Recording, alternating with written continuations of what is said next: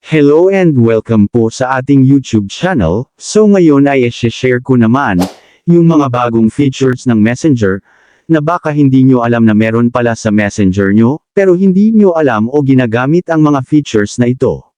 So kung interesado ka sa tricks natin ngayon, ay panoorin mo ang video hanggang matapos, so let's proceed.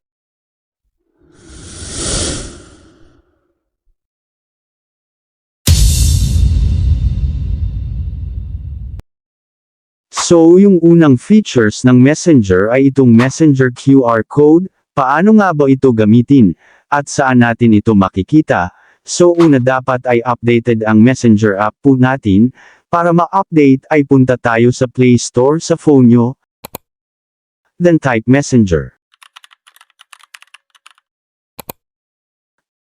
So kung update ang nakalagay dyan ay i-click lang ang update. At pagkatapos ay i-click ang open. Then i-click nyo yung 3 horizontal lines sa itaas. Tapos i-click naman nyo yung gear or settings icon. So ngayon, para makita nyo yung QR code ng Messenger natin, ay i-click yung maliit na square sa may itaas. So ayan, sinasabi dito.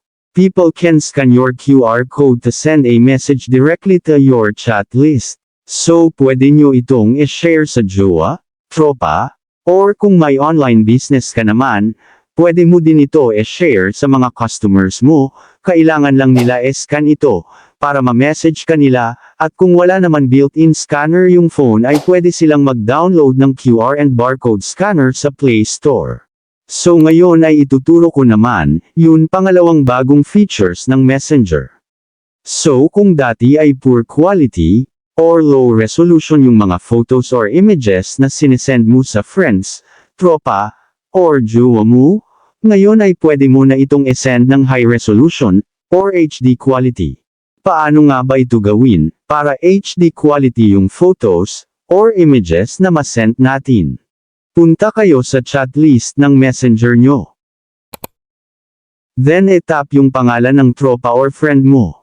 So for example mag-send tayo ng picture or photo sa tropa natin. I-click yung picture frame icon sa ibaba, para makapag-send tayo ng photo or picture. Then i-tap yung picture na i-send natin.